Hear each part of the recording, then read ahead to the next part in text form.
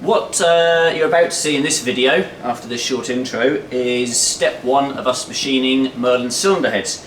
However, we thought we would share with you my mistakes in the intro. Not machining mistakes actually, camera mistakes. Steve's the cameraman, as you know. I most definitely am not. What did I do on the first time? You took a picture rather than pressing record. That's right, so I haven't seen that picture yet, but Steve's going to put it in the video right here. The second time I put the camera in the mount up here in the casing and thought, the cover on there looks really dirty, so I wiped it with my thumb, and Steve will be showing you at the moment what effect that had. So attempt 3, I think you said was alright, wasn't it? I'll let you off. Yeah. So 3 attempts with this camera it took me to get the video we needed on this one. We had another GoPro here, and then the camera Steve holds set up on a tripod. So here is, after the intro, or the splash screen, sorry, Merlin cylinder head step 1.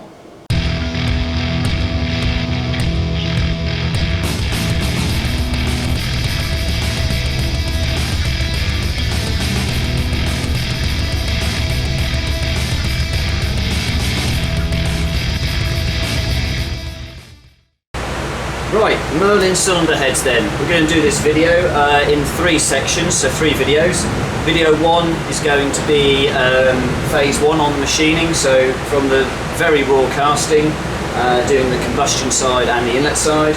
Video 2 will be the top side and the exhaust, and then video 3 will cover all of the other processes we have to do to finish the heads off, oil ways, spark plug holes, etc. So we're going to show how we get from this raw casting to the finished article, and then obviously from here it's valve guide installed and seats, etc. So I've already squared this cylinder head up on the jig. I should just quickly explain as well, the background noise you can hear is the V8 generator that's powering the CNC machine.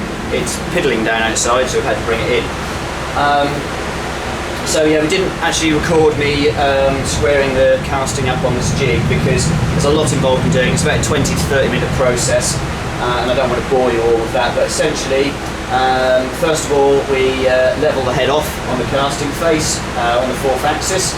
I take a measurement with the spirit level, digital spirit level in 3 different positions, and just get a good average across there, because it is a raw casting. It is, you know, the alley is contracted at different rates in the casting sand, so do that first. Secondly, we then square it up in this plane, so it's shimmed up on the left hand side. This one in particular took 24 thou shims on the left hand side. The next thing we do is we square it up, so hopefully one of these cameras inside here will pick up the bar I've got on the front here. So we run a DTI across the front of that and make sure we're square on this plane. Once that's all set, I then go back with the digital spirit level and make sure that the 4th axis, nothing's changed there, because obviously we've moved the head in a couple of different planes, so it's a good idea to go back and just double check that, and then this plane as well. So that's all done. So what I'll now do is I've zeroed all the offsets in the machine to several different memory locations that the machine probes as it's going through the process, which we'll see. There's 2 cameras inside the CNC machine, and I have set the air blast up to the one that's closest, so hopefully I can blast any cutting fluid off the lens to still get a clear picture. So the 3D probe is in there, and I will now take our Z, X and Y datums off the cylinder head, then hit the go button, and as it's machining each stage I will explain what it's machining, etc. Obviously we'll speed up the bits where it's just machining, otherwise this will be a 40-45 minute video. Right, so we're going to start off by taking a Y-axis reading, which is done from the centre of the combustion, sorry not the centre, the front of the combustion ports, but I take from the back of this bar, so I'll just lower the probe down. Over to my measuring point.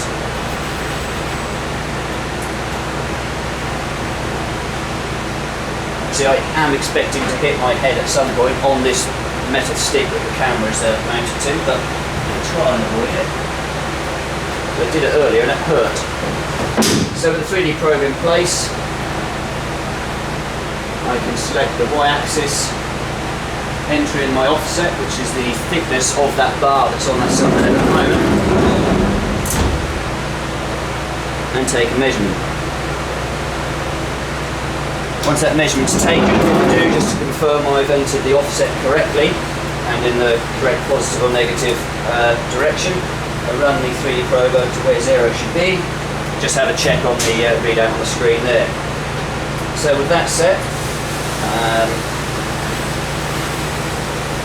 then remove the straight edge.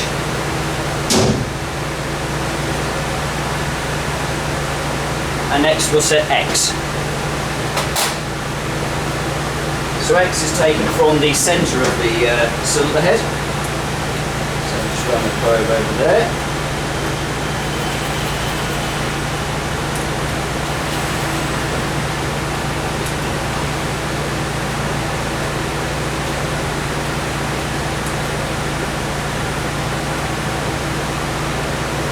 Right, I'll just take a measurement, a reading of where Z is at the moment.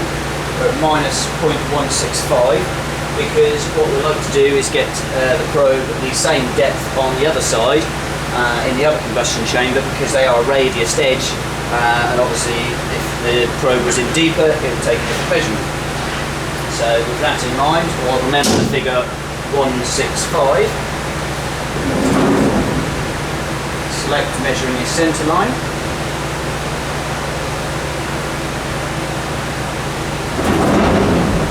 And probe for our first position of X.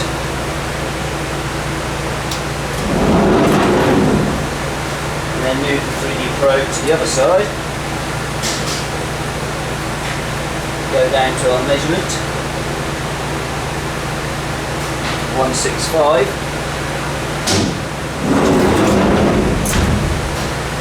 And probe for the other side. Okay, the important bit here is to actually confirm those readings as a 0, because if you don't, X is nowhere near where you thought it to be. It's 16 inches over there, and you break 3D probes. I have done that. So again, just make sure X is roughly there, X0. That looks like the middle of the cylinder head, so I know X is not 16 inches over there. Lastly then, the camera inside will probably pick up this head as minus 97 written on it. So have a gauge here, which we use for probing down inside the combustion chamber, and to work out where our finished height is. So we then add a tolerance on for final skimming, because this machine does not do the final skim. That was picked up on the last photos we posted on these, people saying, yeah, well, I'm using a single point tool for doing the face of the head, because after everything's been done, all the guides and valves and everything we put in, that's when cylinder head then gets its final skim of around 7 thou. So if I take 97 thou off the face of this, that will leave us a final distance as well to skim afterwards. So probing Z, come along over here.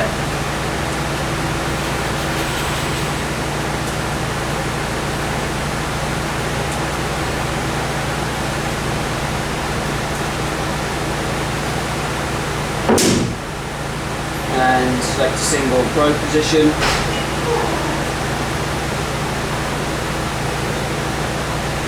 I've already told the program that we're 97 thou over 0, so when it does the first skim it won't crash. And I'm now telling it that when we're measuring Z here, we're actually 97 thou above where Z0 is.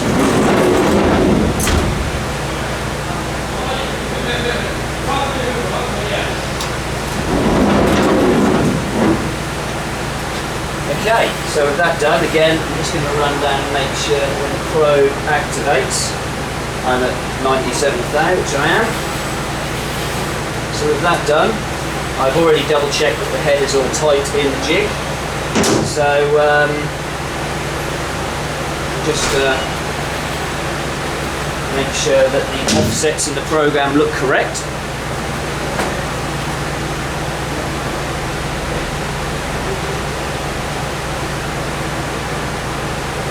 everything looks good there.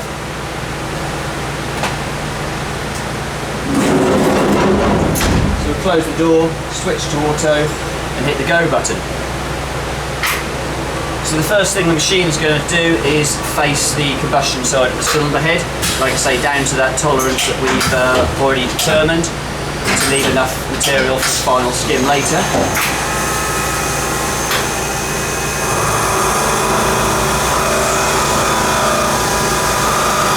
And as I say, we'll be using the air blast just to blow the air off of the camera that's getting covered in coolant.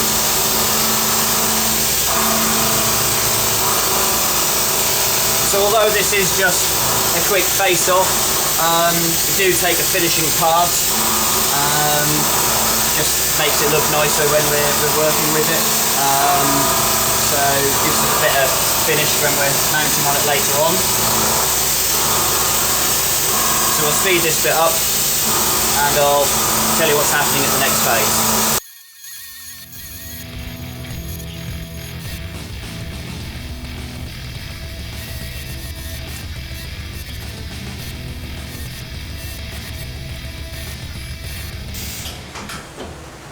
So now that the head is faced off, we're at our 0 level now. We're going to centre drill the 2 holes for the dowels. And then the machine will select the drill bit for the dowel holes and drill them.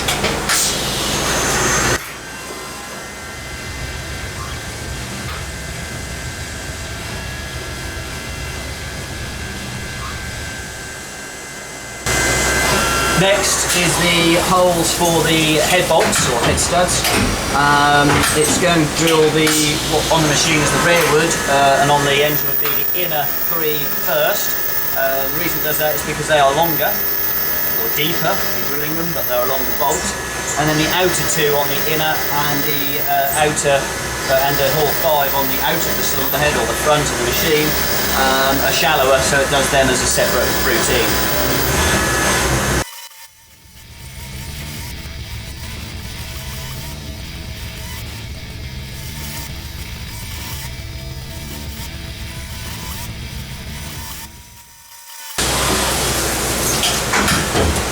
Right, so next we've got an end mill, and what the machine's now going to do is make sure there's enough clearance for the adjustable push rods.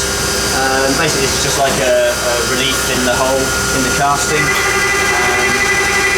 It's hardly taking any material out here, it's just if there's casting flash or where the casting material is just edging on where the push rods would be, we just take a clearance cut.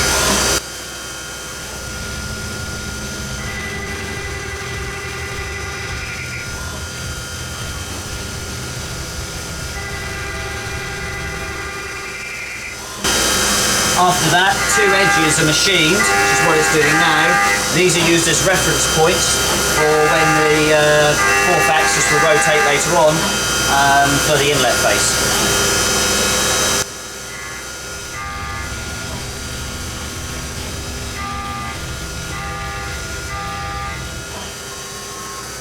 Okay, so we're now rotated round, ready to do the inlet face. So the 3D probe's going to come down first. We just take 2 measurements. One off the combustion chamber face and one off our referenced machined area.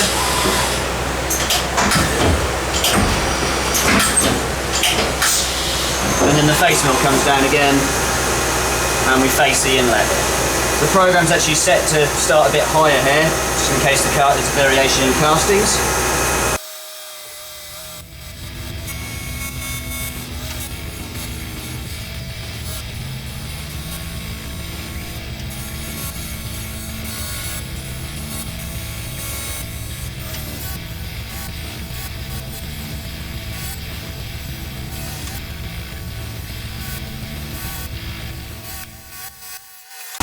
Okay, finally, we just make a relief cut so that there's a slight angle towards where the inlet face goes on to make it far easier for you to slide your inlet manifold onto the pair of cylinder heads when everything's on the engine.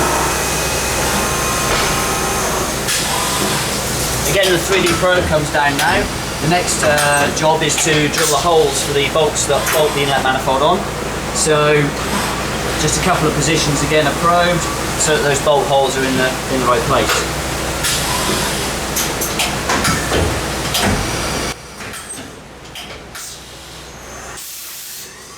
So first of all, we just use an end mill because we're at an angle here on the face we've just cut. The end mill just creates a flat spot, also known, I believe, in CNC or machining world as land. So it creates land that's on the correct plane for machining.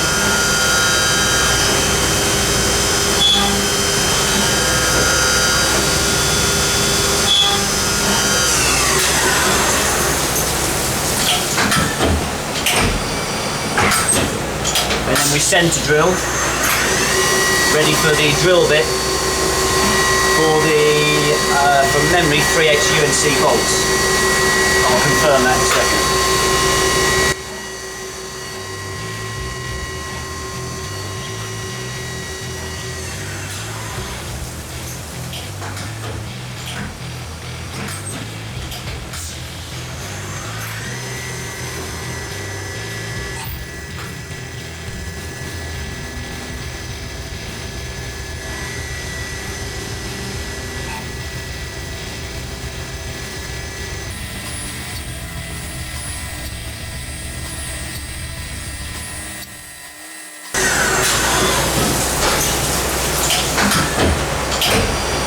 Okay, so now the 3/8 UNC tap is selected and the holes are then tapped, ready for the inlet manifold bolts.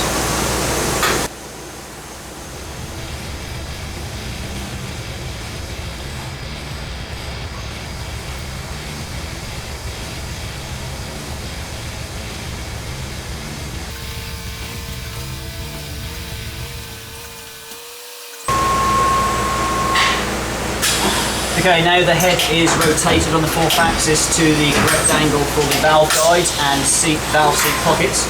And again, we probe for correct Y position and Z position. And again, because we're going to be drilling the valve guide hole, on what at the moment is the curved inlet or exhaust port, we just create some land.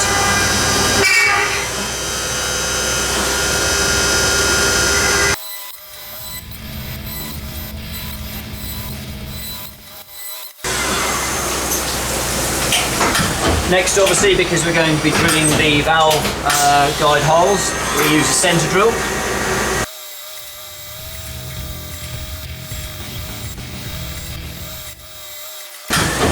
And then the head is drilled, ready for the valve guides. This is a two-step process, and then a reamer is run down the hole.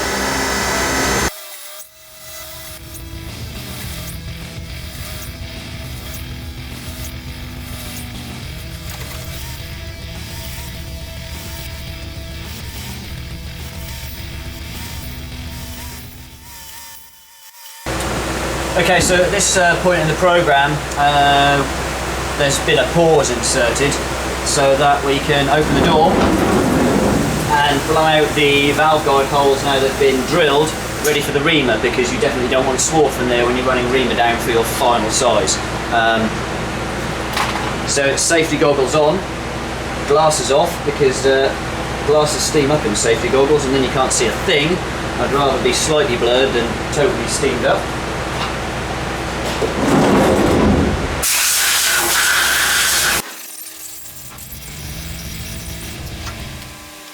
So just have a quick look. Minding the cameras. Everything's clear, there's no swarf in there. So I'll hit the go button again. And now the reamer is selected. And the valve guide holes are now reamed to their final size, ready for the guides to be pressed in.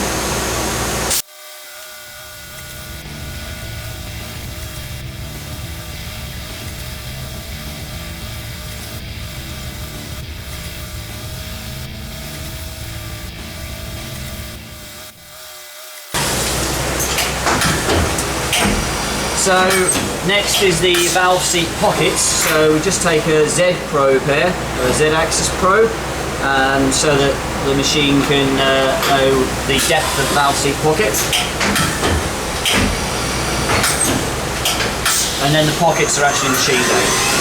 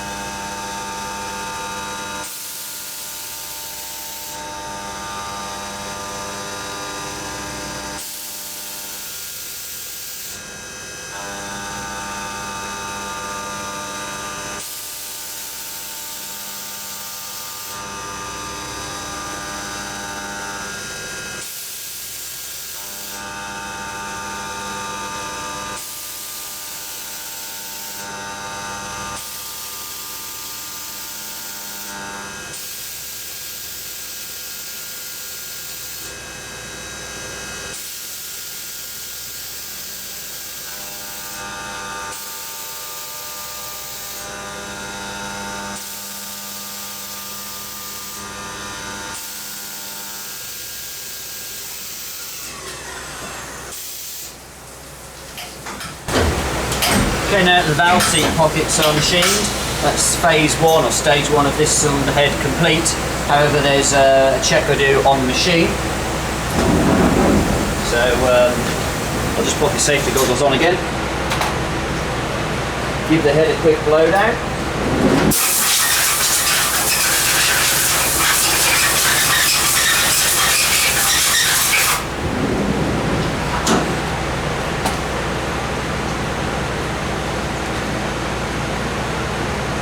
So, checks that are on the machine, just here, are checking the diameter of the valve seat pocket. So this obviously wasn't machined with a reamer. This was done with an end mill and taken to size on a finishing cut. So just to account for tool wear, just always take a measurement.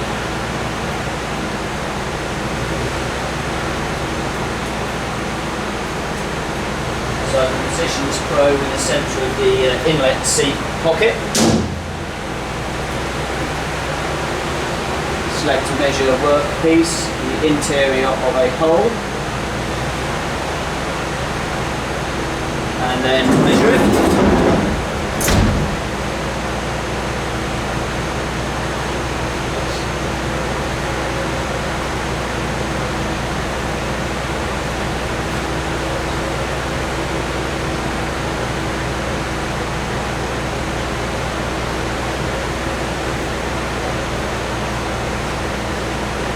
Okay, it's absolutely spot on, which obviously will mean that the exhaust one is spot on as well.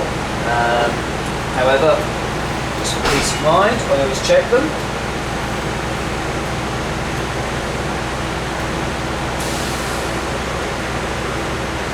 See if the tool hasn't worn to a level where it matches on the inlet seat. It's not going to have on the exhaust seat.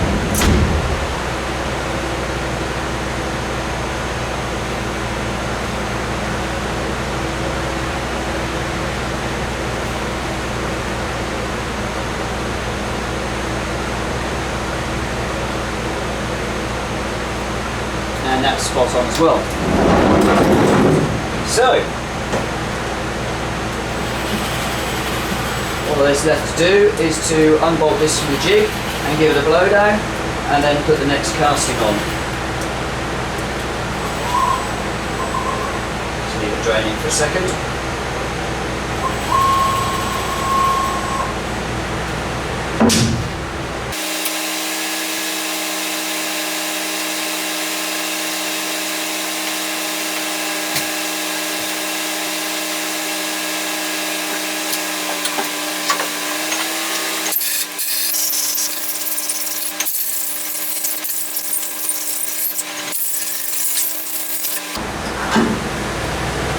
Right, so that's the combustion side and the inlet side of this cylinder head finished. Thanks for watching this video. The next video we release on Merlin cylinder head production will be video 2, where we'll deal with the top side and the exhaust face.